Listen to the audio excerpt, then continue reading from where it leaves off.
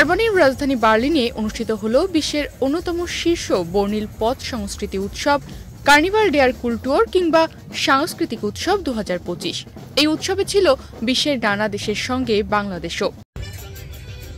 ৮ June রোববার জার্মানির রাজধানী বার্লিনের ফ্রিডরিশাইনে বসেছিল জার্মানির ঐতিহ্যবাহী পথ সাংস্কৃতিক উৎসব কার্নিভাল ডেয়ার কুলটুরের ২৭তম আসর। দিনব্যাপী উৎসবে স্বাগতিক জার্মানি ছাড়াও বিশ্বের প্রায় ৭০টি দল অংশ নিয়ে নিজ দেশের শিল্প ও সংস্কৃতির নানা দিক এ সময় তুলে ধরে। এ সময় সবার কণ্ঠে ছিল সম্প্রীতি ও ভালোবাসার সুর।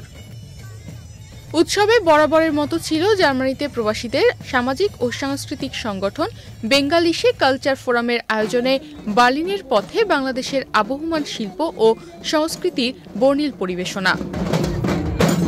বাহারি এই আসরে কার্নিভালে অংশ নিতে বাহারি পোশাকে আর অপরূপ সাজে হাজির হয়েছিল বিশ্বের বিভিন্ন দেশ থেকে আগত প্রায় হাজার হাজার সংস্কৃতিকর্মী। তাদের সবার পরিবেশনা মুগ্ধতা ছড়িয়েছে বার্লিনের পথে নেমে আসা সব বয়সের মানুষের মাঝে।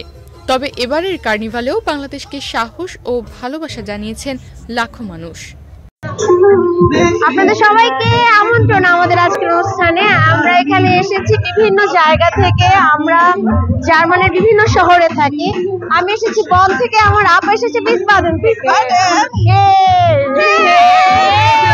আমাদের নিজেদের সংস্কৃতি বিশ্ববাসীর কাছে তুলে ধরতে আজকে সবাই একসাথে হয়েছি, আর আমরা সবাই মিলে আনন্দ করছি। এটাই আমাদেরকে অনেক বেশি উজ্জীবিত করছে। আমরা চাই আমাদের সংস্কৃতিকে বিশ্ববাসীর কাছে আরো নতুন করে আরো সুন্দর করে তুলে ধরতে। প্রতি বছরের মতো এবারও আমরা জার্মানিতে বার্লিনে কার্নিভালে কুলটুরে অংশগ্রহণ করছি। আমরা দীর্ঘদিন ধরে এটা করছি। আমরা চাই বিশ্ব দরবারে আমাদের সংস্কৃতিটাকে তুলে ধরবার জন্য এই প্রচেষ্টা আমাদের সবসময় চলছে। আমরা সবাই চাই বাংলাদেশের কালচারকে সংস্কৃতিকে তুলে ধরতে। হ্যালো বাংলাদেশ!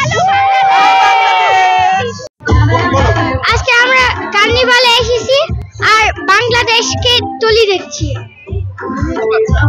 এবারের এই সাংস্কৃতিক উৎসবে জার্মানির নানা প্রদেশ থেকে প্রবাসী তরুণ তরুণীরা ছুটে এসেছেন। প্রত্যাশা ছিল দেশের অসাম্প্রদায়িক বর্ণিল লোকজ শুদ্ধ সংস্কৃতি যেন টিকে থাকে আরও কোটি বছর। তবে কোনো অঘটন ছাড়াই কার্নিভাল শেষ করতে পেরে খুশি মের্জ প্রশাসন। এ আয়োজনে ছিল কয়েক হাজার নিরাপত্তা বাহিনীর সদস্য। নিউজ ডেস্ক, বাংলাদেশ প্রতিদিন।